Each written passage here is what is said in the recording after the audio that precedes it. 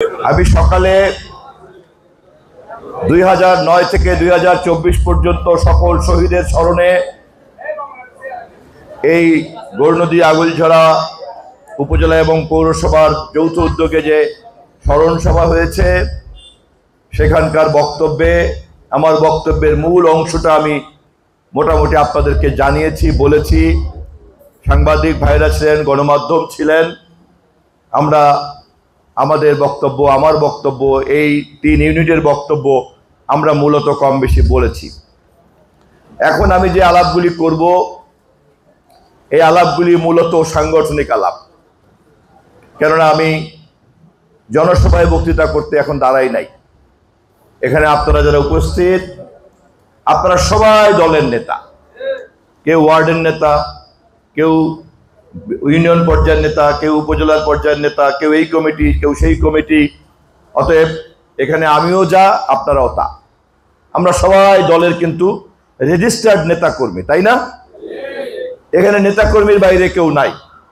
আপনারা হাত তুলে দেখিয়েছেন যে আমাদের উপজেলা এবং পৌরসভার যে 117টা ওয়ার্ড, 117টা ওয়ার্ডের নেতারা এখানে সবাই আপনারা আছেন।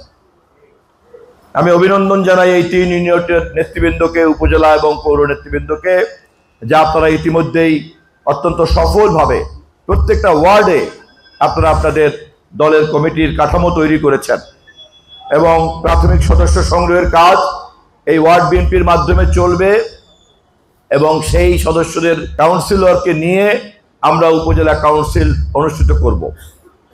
আমাদের জেলা বিএনপির আহ্বায়ক, আমাদের মুরব্বী, আমার অত্যন্ত প্রিয় সহকর্মী, বীর মুক্তিযোদ্ধা জনাব দেওয়ান মোহাম্মদ শহীদুল্লাহ এখানে বিশেষ অতিথি হিসেবে উপস্থিত আছেন।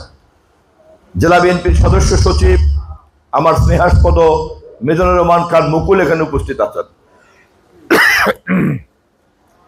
তাদের উপস্থিতির কারণে এই সাংগঠনিক আলাপগুলি আরো একটু গুরুত্ব বহন করবে, কেননা ইতিমধ্যেই জেলা বিএনপির যে দিক নির্দেশনা এবং তাদের যে পরামর্শ তারা দুজনেই তাদের বক্তব্যে আপনাদেরকে জানিয়েছেন। আপনারা বিএনপির তৃণমূল পর্যায়ের প্রতিনিধি নেতৃবৃন্দ এখানে উপস্থিত হয়েছেন। এমন একটা সময় আপনারা এখানে উপস্থিত হয়েছেন যখন সারা বাংলাদেশে একটা রাজনৈতিক অস্থিরতা চলছে। এই মুহূর্তে আমি ওঠার আগে অনলাইনে দেখলাম গোপালগঞ্জে এনসিপি নেতৃবৃন্দ এখন প্রবেশ করবে এবং তারা প্রবেশ করার আগেই ওখানে ছাত্রলীগ যুবলীগ বাহিনী পুলিশের গাড়িতে আক্রমণ করে পুলিশকে মারধর করেছে, একটা তাণ্ডব তৈরি করেছে। ইউনো অফিসেও আক্রমণ করেছে। এনসিপি আমাদের এইখান থেকে ক্রস করেছে। আমাকে গতকালকে এসপি সাহেব ফোন করে বলেছে যে গৌরনদী যখন ক্রস করবে তখন যেন কোনো সমস্যা না হয়। আমি বলছি এনসিপির নেতাদেরকে বলেন আমার কথা, প্রয়োজনে নাহিদকে বলেন, ও আমাকে খুবই সম্মান করে, দরকার হলে আমি কথা বলবো, আমরা যে কোনো সহযোগিতা করতে প্রস্তুত। তারা ইতিমধ্যেই এখান থেকে নীরবে পার করে গিয়েছে। এখানে একটা পথসভা করার ইচ্ছা ছিল, শেষ পর্যন্ত যে কোনো কারণেই হোক এনসিপি গৌরনদীর পথসভাটা আর করে নাই, করতে পারে নাই, যে কোনো কারণেই হোক, আমি সে কারণের মধ্যে যাচ্ছি না। কিন্তু গোপালগঞ্জে এই মুহূর্তে কি হচ্ছে আমি জানি না। আবার একই সঙ্গে আমরা সবাই জানি মিটফোর্ড হাসপাতালের সামনে কি হয়েছিল। আবার আমরা এটাও জানি মিটফোর্ড হাসপাতালে ক্যামেরায় যে সমস্ত অপরাধীদেরকে দেখা গিয়েছে পুলিশ এখনো তাদেরকে গ্রেপ্তার করে নাই। আবার এটাও জানি ওই সমস্ত চিহ্নিত অপরাধীদেরকে না ধরে পুলিশ যে সুযোগ দিয়েছে সেই সুযোগের মধ্যে বিএনপির বিরুদ্ধে আক্রমণ করার জন্য সোশ্যাল মিডিয়াতে বট বাহিনী নিয়োগ করা হয়েছে এবং তারা সমানে একটা গুজব তৈরি করেছে এটা যুব দলের নেতারাই কাজ করেছে, অথচ ক্যামেরায় দেখা যাচ্ছে হত্যাকারীদেরকে। ইতিমধ্যেই ছাত্রদল সমাবেশ করেছে, যুবদল সমাবেশ করবে, বিএনপির মহাসচিব প্রেস কনফারেন্স করেছে যে আমরা আমাদের দলের পক্ষ থেকে সুস্পষ্টভাবে যে কোনো অপরাধীর দায় দায়িত্ব আমরা তাকে পুলিশের হাতে সুপর্দ করে দিয়ে আছি। আমরা আমাদের নেতাকর্মীদের যে কোনো অপরাধের জন্য গঠনতান্ত্রিকভাবে সর্বোচ্চ শাস্তির ব্যবস্থা গ্রহণ করছি একের পর এক। এ পর্যন্ত প্রায় ১৫০০ নেতাকর্মীকে বহিষ্কার করা হয়েছে, কোনো কোনো অভিযোগ ভিত্তিহীন, কিন্তু তারপরেও দল অভিযোগের ভিত্তিতে আগে বহিষ্কার করে নিয়েছে, পরে আবার তদন্ত করে যদি দেখা যায় যে এটা ভুল হয়েছে তাকে দলে ফেরত আনা যাবে। কিন্তু আমাদের দলের বিরুদ্ধে যাতে কোনো চক্রান্ত ষড়যন্ত্র না হয় সেই কারণেই ভারপ্রাপ্ত চেয়ারম্যান নির্দেশ দিয়েছেন অভিযোগের সাথে সাথে আগে ব্যবস্থা নেওয়া হোক, যাতে আমাদের বিরুদ্ধে কেউ অভিযোগের আঙ্গুল তুলতে না পারে। আমি এবারেও আমাদের এই এলাকাতেও মিথ্যা অভিযোগে আমাদের পৌর বিএনপির আহ্বায়ক জাকির শরীফ, সদস্য সচিব ফরিদ আহমেদের বিরুদ্ধে ব্যবস্থা নেওয়া হয়েছে। এ বিষয়ে কথা বলতে আমি দলের মধ্যে যখনই চেষ্টা করেছি আমি বুঝেছি, আমিও মনে করি এটা ঠিক যে এই আলাপ পরে করা যাবে। আগে আমাদের বিরুদ্ধে সামাজিক গণমাধ্যমে যে অভিযোগ দেওয়া হচ্ছে যে আমরাই অপরাধকে পৃষ্ঠপোষকতা দেই, আগে এই ষড়যন্ত্রটা মোকাবেলা করে নিতে হবে। আমি বিশ্বাস করি আমাদের জাকির শরীফ, ফরিদ অথবা এরকম যে ভুল ভ্রান্তি যা আছে এগুলি পরে আমরা ঠিক করতে পারবো, কিন্তু আমাদেরকে এখন প্রধান মনোযোগ আমাদের নেতা দেশনায়ক তারেক রহমান। তিনি কিন্তু আজ শুধু বিএনপির নেতা না, তিনি কিন্তু এই মুহূর্তে এখন জাতির একমাত্র ভবিষ্যৎ, একমাত্র আশা ভরসার জায়গা। শেখ হাসিনা নিজে তো পালিয়ে গিয়েছে, তার বাবাকে কবর থেকে তুলে দ্বিতীয়বার দাফন করে দিয়ে সে চলে গেছে। কত অযোগ্য কন্যা, কত অযোগ্য উত্তরাধিকার যে তার বাপকে দ্বিতীয়বার কবর দেয়। তার যেই বাপের কবর জিয়ারত করতে গিয়েছিল আমাদের মাতা দেশনেত্রী বেগম খালেদা জিয়া, তার যেই বাপের কবর জিয়ারত করতে গিয়েছিল আমাদের নেতা দেশনায়ক তারেক রহমান, এর পরেও তার বাবার রাজনৈতিক ভাবমূর্তি সে ধরে রাখতে পারলো না। নিজের অপকর্মের কারণে কবর থেকে তুলে আবারও দাফন করলো শেখ হাসিনা। আওয়ামী লীগের মধ্যে যারা নীতি আদর্শ নিয়ে দল করে, আমার বিশ্বাস আজ হোক কাল হোক তারা আওয়ামী লীগ করার কারণেই শেখ হাসিনাকে আসামির কাঠগড়ায় দাঁড় করবে আওয়ামী লীগের নীতিনিষ্ঠ কর্মীরা। কাদের ভুলের কারণে আওয়ামী লীগ আজকে দাফন হলো, শেখ মুজিবকে দ্বিতীয়বার কবর দেওয়া হলো, শেখ হাসিনা সহ আওয়ামী লীগের এই ভুল নেতৃত্বের শাস্তিতে সাজা দিবে ভবিষ্যতের ভালো আওয়ামী লীগাররা। বাংলাদেশ জাতীয়তাবাদী দল বিএনপি একটা গণতান্ত্রিক দল, আমরাও একটি গণতান্ত্রিক আওয়ামী লীগ দেখতে চাই। আমরা পার্লামেন্টে একদল কায়েম করতে চাই না। আমরা জানি আওয়ামী লীগ এবং নৌকা মার্কার বাংলাদেশে কমপক্ষে 20-25% ভোট আছে। আমরা চাই জনগণের মধ্যে এই ভোটের শক্তিকে কাজে লাগিয়ে সংসদকে কার্যকরী করে গণতান্ত্রিক বিতর্কের মধ্যে তারা অংশগ্রহণ করুক। কিন্তু এই শক্তিকে কাজে লাগিয়ে যদি কেউ হত্যার দায়িত্ব নিতে চায়, সামাজিক অপরাধ করে, চাঁদাবাজি করে, গুম করে, খুন করে, দেশের প্রচলিত আইন অনুযায়ী অবশ্যই তাদের ফাঁসির দাবি করি আমরা। কোন অপরাধকে তামাদি হতে আমরা দেব না। আজ হোক কাল হোক প্রত্যেকটি হত্যাকাণ্ড এবং অপরাধের বিচার এই দেশের মানুষ করে ছাড়বে ইনশাআল্লাহ। অপরাধের বিচার করতে চাই মানেই কিন্তু এই না যে আমরা বাংলাদেশে বিএনপি একদলীয় শাসন কায়েম করতে চাই। আর আমরা একদলীয় শাসন কায়েম করতে চাই না বলেই কিন্তু এনসিপির এই গৌরনদী অতিক্রমের সময় আমি তাদেরকে সহযোগিতার জন্য আমি তাদেরকে আমন্ত্রণ জানিয়েছি। কারণ আমাদের দল গণতান্ত্রিক দল। আমরা জানি আমাদের বিরুদ্ধে অনেক সমালোচনা হচ্ছে, আমাদের বিরুদ্ধে অনেক সঠিক বেঠিক তিরস্কার হচ্ছে। আমাদের কতিপয় নেতা খুবই হাতে গোনা, কতিপয় নেতার উচ্ছৃঙ্খলতা, কতিপয় নেতার বিভ্রান্তিকর আচরণ যাদের সংখ্যা খুবই নগণ্য, তাদের দায় দায়িত্ব বহন করতে গিয়ে আজ কত বড় স্পর্ধা এবং আমরা কত বড় বিপদগ্রস্ত যে দেশনেত্রী বেগম খালেদা জিয়া এবং দেশনায়ক তারেক রহমানের নাম ধরেও এই সমস্ত ষড়যন্ত্রকারীরা স্লোগান দেওয়ার সুযোগ পাচ্ছে। অপরাধ করলো একটা পুঁটি মাছ, কোন উপজেলার কোথাকার কোন 1 টাকা দামের মাস্তান সে তার যুবদল, ছাত্রদল, বিএনপির ব্যাস বুকে লাগিয়ে অপরাধ করবে, আর জবাব দিতে হবে শহীদ জিয়ার উত্তরাধিকার, গণতন্ত্রের মাতা বেগম খালেদা জিয়ার উত্তরাধিকার শিকার গত 15 বছর লন্ডনে থেকে এত বড় একটা আন্দোলনের সফল রিমোট লিডার হিসাবে দায়িত্ব পালন করেছে, জবাব দিতে হবে তাকে। এই ষড়যন্ত্র সম্পর্কে আমাদেরকে অবশ্যই সজাগ থাকতে হবে এবং জবাব দিতে হবে। এবং তার প্রধান জবাব কি? আজকে অন্তর্বর্তীকালীন সরকার অন্তর্বর্তীকালীন কাজ করার পাশাপাশি আজ পর্যন্ত নিষ্ক্রিয় পুলিশ প্রশাসনকে সক্রিয় করতে পারে নাই। আজও দেখলাম গোপালগঞ্জে ইউনিফর্ম পরে পুলিশ দৌড়ে বেড়াচ্ছে, 5ই আগস্টেও দেখলাম ইউনিফর্ম পরে পুলিশ দৌড়ে বেড়াচ্ছে, জুলাই থেকে আগস্ট পর্যন্ত দেখলাম পুলিশ পাখির মতো গুলি করে করে মানুষ মারছে। পুলিশের মধ্যে এই যে ছাত্রলীগ, যুবলীগ এবং দলীয় হত্যাকারী বাহিনীকে অনুপ্রবেশ করানো হয়েছিল, এইভাবে পুলিশের পবিত্র ইউনিফর্মকে তারা অপবিত্র করেছে। এইভাবে সামরিক বাহিনীর পবিত্র ইউনিফর্মকে তারা অপবিত্র করার চেষ্টা করেছিল। সামরিক বাহিনীর দেশপ্রেমিক প্রধান,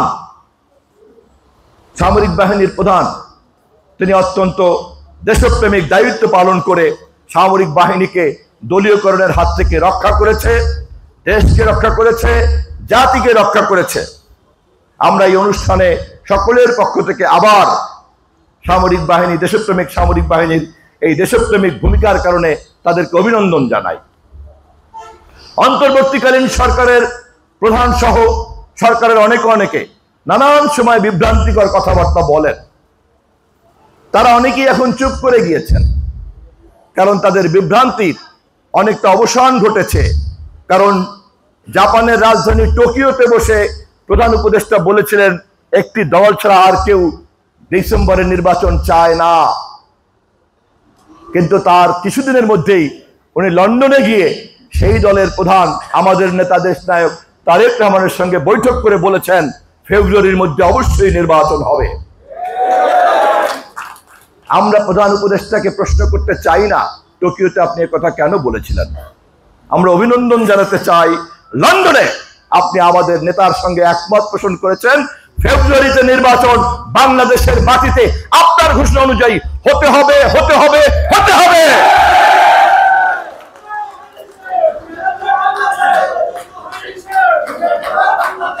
নির্বাচনের ঘোষণা থেকে এই সরকারকে আমরা সরতে দেব না। আপনারা ঘোষণা করেছেন, এই ঘোষণা সরকারের, আপনাদের ঘোষণাকে আমরা সহযোগিতা করেছি। আমাদের প্রত্যাশিত ডিসেম্বরের নির্বাচন থেকে সরে এসে আমরা আপনাদের প্রস্তাবিত ফেব্রুয়ারিতে নির্বাচনকে মেনে নিয়েছি।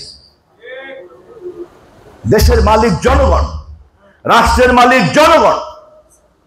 শেখ হাসিনার পতনের মধ্য দিয়ে প্রমাণ হয়েছে যে শুধুমাত্র নির্বাচনকে ম্যানিপুলেট করলে অথবা পুলিশ প্রশাসন আর বিভিন্ন গোয়েন্দা বাহিনীকে হাতে রাখলেই রাষ্ট্রের মালিকানা নিজের হাতে রাখা যায় না।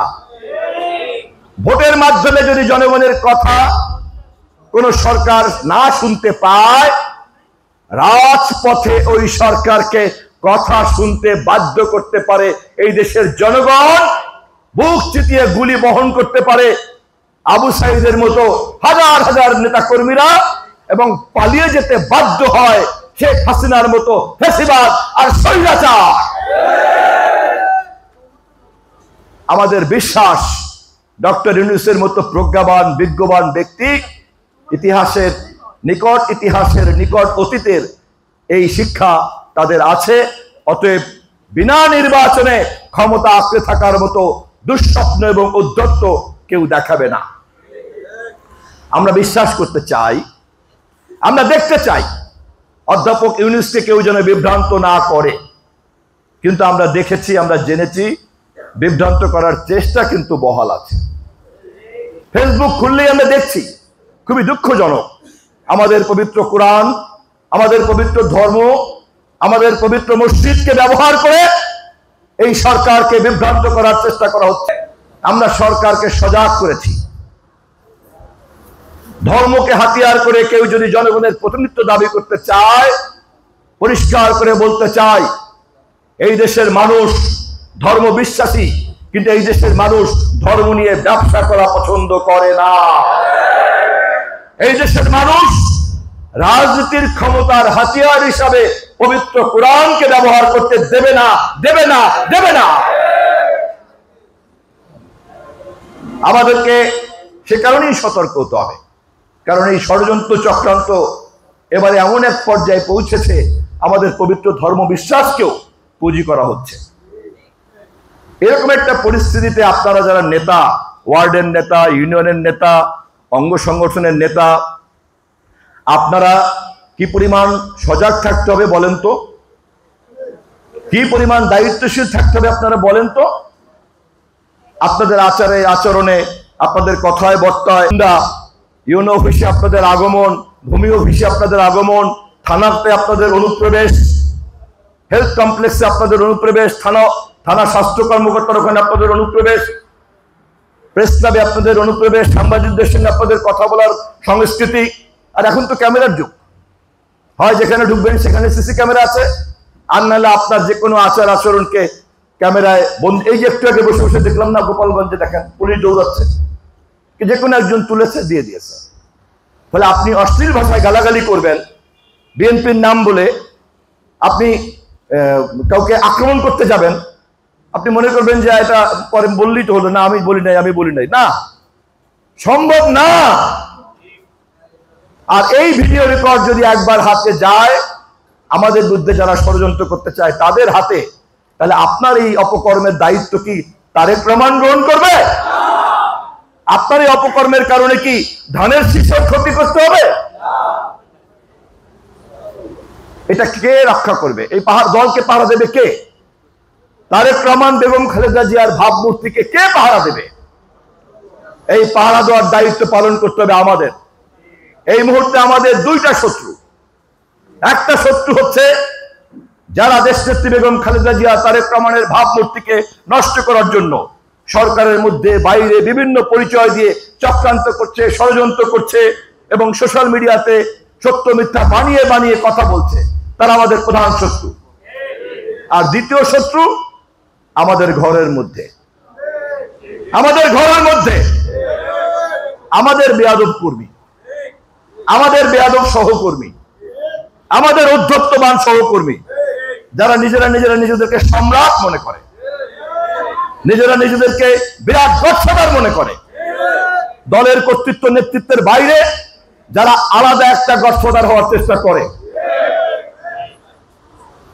তাদের কারণে আজকে এই সমস্যা।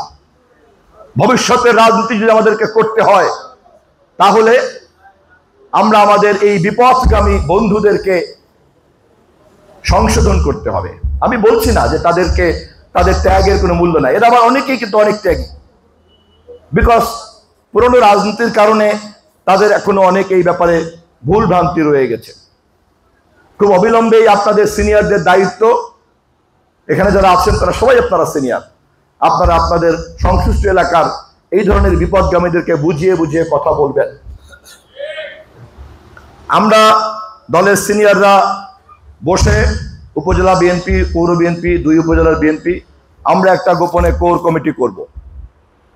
আমরা প্রতিটা ওয়ার্ডে ওয়ার্ডে আপনাদের কাছে একটা গোপন অভিযোগের ঠিকানা দিব, ইমেইল দিব, যাতে প্রত্যেকটা ভুক্তভোগী তার অভিযোগের কথা আমাদের মাধ্যমে হাইকমান্ডকে জানাতে পারে। কোন অভিযোগকারী যেন ভয় না পায়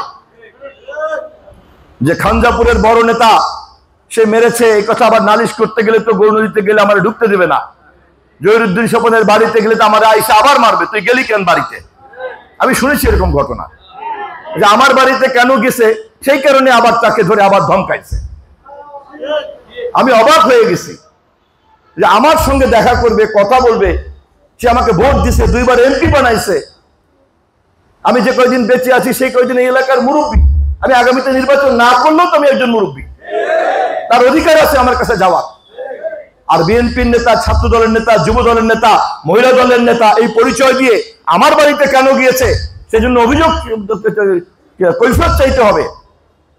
আমাদেরকে খুব সতর্ক হতে হবে। এটা সংখ্যা আমি আবারও বলছি খুবই কম, খুবই কম। প্রশাসন আমার সঙ্গে মাঝে মধ্যেই কথা বলে। আমি বলেছি আমি নির্বাচিত নেতা না, বলে আমি কোনো অফিসিয়াল দায়িত্ব নিতে পারি না। আপনারা আপনাদের যে কোনো পরামর্শ, যে কোনো কথা আনঅফিসিয়ালি বলবেন, আমিও আনঅফিসিয়ালি বলবো।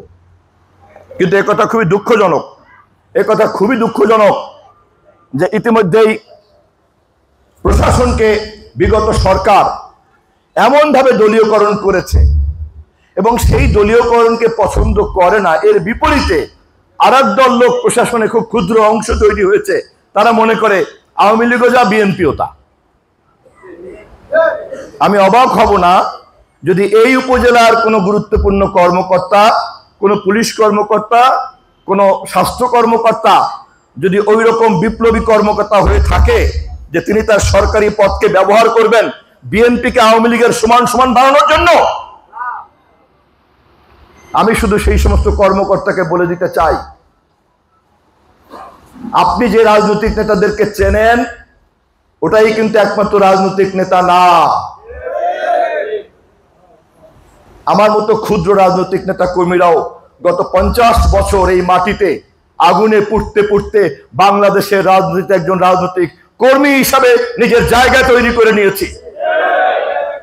অতএব বিশেষ কর্মকর্তা হয়ে গেছেন আর অনেক কিছু শিখে ফেলেছেন, আর এখন বিএনপিকে আওয়ামী লীগের সমান সমান বানানোর জন্য বিএনপির ক্ষুদ্র ক্ষুদ্র অংশকে ডেকে ডেকে চা খাওয়াবেন, গোপনে গোপনে কথা বলবেন, আর আমরা আঙ্গুল চুষবো বসে বসে, এটা মনে করলে খুব ভুল হবে। অতএব আমার আগের বক্তব্য হচ্ছে প্রশাসনকে সর্বোচ্চ সহযোগিতা করতে হবে অন্তর্বর্তীকালীন সরকার। বক্তব্যের দ্বিতীয় অংশ হচ্ছে প্রশাসনের মধ্যে কেউ যদি এরকম অতিরিক্ত বুদ্ধিমান চালাক লোক থাকে তাকে চিহ্নিত করে রাখবেন। নির্বাচনের আগে যার যার বিরুদ্ধে যা যা ব্যবস্থা নেওয়া দরকার নির্বাচন কমিশনের মাধ্যমে এই ধরনের কর্মকর্তার বিরুদ্ধে অবশ্যই আমরা ব্যবস্থা নেব। কেননা আমরা একটা অন্তর্বর্তীকালীন সরকারের নিরপেক্ষতা চাই, আমরা একটা গ্রহণযোগ্য নির্বাচন চাই, আমরা জনগণের অন্তর্ভুক্তিমূলক নির্বাচন চাই। অতএব আমরা কোনোভাবেই রাষ্ট্র, প্রশাসন, সরকার, পুলিশ, র্যাব, সামরিক বাহিনী, গোয়েন্দা বাহিনীকে ব্যবহার হতে দেব না কোনো দলের পক্ষে। আমরা 31 দফা কর্মসূচি ঘোষণা করেছি আমাদের নেতা দেশনায়ক তারেক রহমান। আমরা এমন একটা রাষ্ট্র মেরামত করতে চাই, আমরা রাষ্ট্রকে সংস্কার করতে চাই। এই সংস্কার বহুদিন থেকে দলের মধ্যে আলোচনা হচ্ছে। সর্বশেষ তারেক রহমান আজকে সবচেয়ে বড় সংস্কারবাদী নেতা। বাংলাদেশে তারেক রহমানের আগে আর কেউ সংস্কারের কর্মসূচি দেয় নাই। দিয়েছে 31 দফার আগে আর কোন দফা দিয়েছে? এত বড় বড় দল কোন দল দিয়েছে? একমাত্র তারেক রহমান। এই সরকার সবচেয়ে বেশি সময় ব্যয় করে সংস্কারের পিছনে, কিন্তু সংস্কারের কর্মসূচি আগাম জাতির কাছে দিয়েছে তারেক রহমান 2022-এর 28শে মার্চ। যারা ফেসবুকে যান, গুগলে যান, গিয়ে দেখেন 28শে মার্চ লন্ডনে তারেক রহমান প্রথম রাষ্ট্র মেরামতের কর্মসূচি দিয়েছে 2022 সালে। লন্ডনের ওই মঞ্চে আমিও বসা ছিলাম, আমিও বক্তৃতা করেছি। আজ সকলেই সংস্কার চান, আমরাও খুশি আপনারা সবাই সংস্কার চান। এখন উল্টা আমাদের বিরুদ্ধে অভিযোগ, তারেক রহমানের বিরুদ্ধে অভিযোগ, বিএনপির বিরুদ্ধে অভিযোগ, আমরা নাকি সংস্কার চাই না, সংস্কারের আগে কোনো নির্বাচন হবে না। মায়ের চাইতে মাসির দরদ বেশি। দেশের গ্রামে গ্রামে আমার সংগঠন, ওয়ার্ডে ওয়ার্ডে বিএনপির সংগঠন, ইউনিয়ন, জেলার তো বাদই দিলাম। আর আমরা সংস্কার চাই না, সংস্কার চায় ঢাকা বিশ্ববিদ্যালয়ের, অমুক বিশ্ববিদ্যালয়ের 3-4 জন বিজ্ঞ প্রফেসর। আর দেশের জনগণ, রাষ্ট্রের মালিক তারা ঘুমিয়ে থাকবে। আর আপনারা বলবেন তোমাদের জন্য একটা ভালো সংস্কার তৈরি করব, তারপর তোমাদেরকে নির্বাচন দেব, তোমরা এর আগে ঘুমাইতে থাকো, ঘুমাইতে থাকো, ঘুমাইতে থাকো। বাংলাদেশের প্রত্যেকটা গ্রামে বিএনপির দায়িত্ব জনগণকে সজাগ রাখবেন। হয় এই জনগণকে আমরা নির্বাচনের ব্যালটের কাছে নিয়ে যাব, আর যদি নির্বাচন না হয় তাহলে আবার রাজপথে নিয়ে যাব। কিন্তু রাষ্ট্রের মালিক জনগণকে যারা অবজ্ঞা করে, যারা তাদেরকে ঘুমিয়ে রাখতে চায়, ঘুম পড়িয়ে রাখতে চায়, তাদেরকে পাশ কাটিয়ে তাদের মালিকানাকে ছিনতাই করতে চায়, আমরা জনগণের মালিকের কাছ থেকে রাষ্ট্র ক্ষমতা ছিনতাই করতে দেব না, দেব না, দেব না। তবে আশার দিক হচ্ছে এই, সরকার প্রধান থেকে শুরু করে সবাই এখন বোঝেন। এ কারণে বোঝেন, 5ই জুলাইতে, 5ই আগস্টে শেখ হাসিনা পালিয়ে যাওয়ার পরে 8ই আগস্টে ডক্টর ইউনূস সরকারের শপথ নিয়েছেন। 5 তারিখে আমিও জেলখানায় ছিলাম, 8 তারিখে আমিও বঙ্গভবনে দাওয়াত পেয়েছিলাম। মাঝখানের সময়তে বাংলাদেশ কে চালিয়েছে? ডক্টর ইউনূস সাহেব, আপনার প্রতি শ্রদ্ধা রেখে জানতে চাই, 5 তারিখ থেকে 8 তারিখ প্রধানমন্ত্রী নাই, পালিয়ে গিয়েছে, দেশে কোনো সরকার নাই। এই রাষ্ট্র, এই সরকার, এই 56,000 বর্গ মাইল কে শান্ত রেখেছে? কার সেই শক্তি ছিল? একমাত্র তারেক রহমান। 1000 মাইল দূরে বসে নির্দেশ দিয়েছে, পরামর্শ দিয়েছে, সেই অনুযায়ী গ্রামগঞ্জের সমস্ত নেতা কর্মীরা আপনারা পাহারা দিয়েছেন। সরকারবিহীন বাংলাদেশকে রক্ষা করেছে বিএনপির নেতা কর্মীরা। এখন আমাদেরকে বলা হয় যে আমরা নাকি সবচেয়ে বড় অপরাধী। অতএব আমি সেই কারণে আগেই বলেছি, যারা আমাদেরকে ষড়যন্ত্র করছে তারা আমাদের প্রধান শত্রু। দ্বিতীয় শত্রু ঘরের মধ্যে যেই বেয়াদব সহকর্মীদের কারণে এই ষড়যন্ত্রটা করার সুযোগ পায়, ওই বেয়াদব কর্মীটাকে কিন্তু শাস্তি করতে হবে। কারণ আপনি তাকে শাস্তি করবেন না, আপনি বলবেন তুমি কেন আমার বিরুদ্ধে বলো, তুমি কেন আমার বিরুদ্ধে বলো। আরে আপনার গায়ের মধ্যে তো ঘা, বলবে না কেন? যদি আপনি ওর মুখ বন্ধ করতে চান, আপনি আপনার ঘাটাকে মুছে ফেলেন, আপনি আপনার বেয়াদব সন্তানটাকে শাস্তি দেন, শিক্ষা দেন, না পারলে বিচ্ছিন্ন করে ফেলেন, জনসভা করে বলে দেন যে এই ওয়ার্ডে অমুকের সঙ্গে আমাদের কোনো সম্পর্ক নাই, এই ইউনিয়নে কোনো সম্পর্ক নাই। দরকার হলে আমি গৌরনদী সরকারি কলেজ ময়দানে জনসভা করে তালিকা ঘোষণা করে দেব কারা কারা বিএনপিতে নাই, কারা কারা আছে। দেখি আমি জনসভা করে বলার পরে, আমি জনসভা করে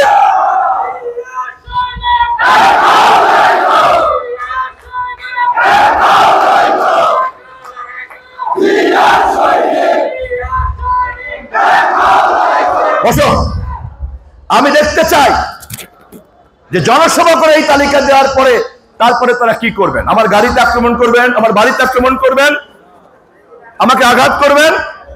আমি প্রস্তুত। আমি জানিয়ে রাখতে চাই, তারেক রহমানের ভাবমূর্তি রক্ষার জন্য, বিএনপির ভাবমূর্তি রক্ষা করার জন্য, সংস্কার কর্মসূচির 31 দফা বাস্তবায়ন করার জন্য, অবাধ নির্বাচনের জন্য, গণতন্ত্রের জন্য, জনগণের জন্য আমি আবু সাইদের মতো প্রস্তুত। আমাকে কখনো কেউ ভয় দেখাবেন না। আমি কোনোদিন গালি দিয়ে কথা বলি না। আমি অস্ত্রের লাইসেন্স পাওয়ার ক্ষমতা আমার আজ থেকে 30 বছর থেকে ছিল। আমি কোনোদিন ওই শক্তির বলে চলি নাই। আমি কখনো কোন গোপন অস্ত্রধারীদের সঙ্গে বৈঠক আমি বারবার ডাকা সত্ত্বেও আমি বলছেন না, একমাত্র জনগণ, ভোট ব্যালট জনগণ।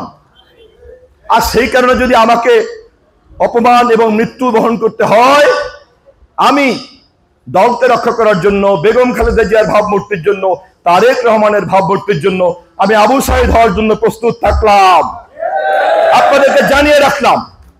তবে আমি আশা করি যে আমাদেরকে সেই পর্যন্ত যেতে হবে না। আজকের এই কর্মী সভায় বহুবার আমি বোঝানোর চেষ্টা করেছি, এই ধরনের আলোচনা এরপর আর আমি ভবিষ্যতে করব না। এটাই আমাদের শেষ আলোচনা। এরপরে জেলা নেতৃবৃন্দের নির্দেশনা পরামর্শ নিয়ে উপজেলা বিএনপি, পৌর বিএনপি সহ আমরা ছোট্ট কমিটি করব। কমিটির মধ্যেও যদি কোনো অপরাধী থাকে তাদের বিরুদ্ধে গোপন অভিযোগ আসবে এবং সেই সমস্ত গোপন অভিযোগের কপি একটা যাবে তারেক রহমানের কাছে, একটা যাবে নয়াপল্টন অফিসে, একটা যাবে মহাসচিবের কাছে, আর একটা থাকবে আমার কাছে, আর একটা হচ্ছে ওই কমিটির কাছে। অতএব আমি যদি কাউকে রক্ষা করতে চাইলেও পারবো না, কারণ কপি তো আরেক জায়গায় চলে গেছে। ফলে আমরা আপনাদেরকে একটা গোপন অভিযোগের কেন্দ্র তৈরি করে দেব, প্রত্যেকটা ওয়ার্ডে ওয়ার্ডে পোস্টার টানিয়ে দেবো, একবারে অভিযোগ পাঠিয়ে দেবেন ইমেইলে যে জহিরুদ্দিন স্বপন এই এলাকার এমপি দাবি করে এবং সে থানার দালালি করে, এই হলো প্রমাণ, এই হলো ছবি, পাঠিয়ে দেবেন। আমি এত লম্বা লম্বা কথা বলি তাই না, খুব বিরাট বিরাট বক্তৃতা করলাম, পরে দেখা গেল থানায় গিয়ে আমি গোপনে কথা বলে ওসি সাহেবের সঙ্গে আমি দালালি করতে বসছি। দেখা গেল হাসপাতালে যারা অপরাধ করে রোগীদের সঙ্গে, তাদের সঙ্গে আমি দালালি করতে বসছি। ভূমি অফিসে মানুষজন যাতে সেবা নিতে চায় ওখানে আমি দালালি করতে গেছি। প্রমাণ সহ আপনারা এটা পাঠিয়ে দেবেন। আজকের এই কর্মী সভার পরে আমি সেই উদ্যোগগুলি গ্রহণ করব। আমার এই যে সঠিক এই পরিকল্পনাকে আপনারা সঠিক মনে করেন? দুই হাত তুলে বলেন। আমার এই পরিকল্পনার সাথে একমত না, বা আত্মাও এই পরিকল্পনার সঙ্গে একমত না, অথবা অন্য কোনো পরামর্শ আছে, এরকম কি কেউ আছেন? তাহলে আমরা ধরে নিলাম যে আমাদের এখন সিনিয়র নেতৃবৃন্দকে নিয়ে একটা গোপন বৈঠক করব, তারপর অভিযোগের বাক্স ইমেইলের মাধ্যমে আমরা ওপেন করে দেব, যা চেয়ারম্যান এবং মহাসচিব সহ আমাদের সংশ্লিষ্টদের কাছে যাবে। ওই অভিযোগ পাওয়ার 1 মাসের মধ্যেই আমরা ব্যবস্থা নিব, দলগতভাবে ব্যবস্থা নেব, এবং যদি মনে হয় যে ফৌজদারি অপরাধের মধ্যে পড়েছে তাহলে পুলিশকে বাধ্য করব, আমার দলের নেতার বিরুদ্ধে সেই অভিযোগ প্রমাণিত হলে তাকে আইন এবং পুলিশের হাতে আমরা সুপর্দ করে দেব, ঠিক আছে?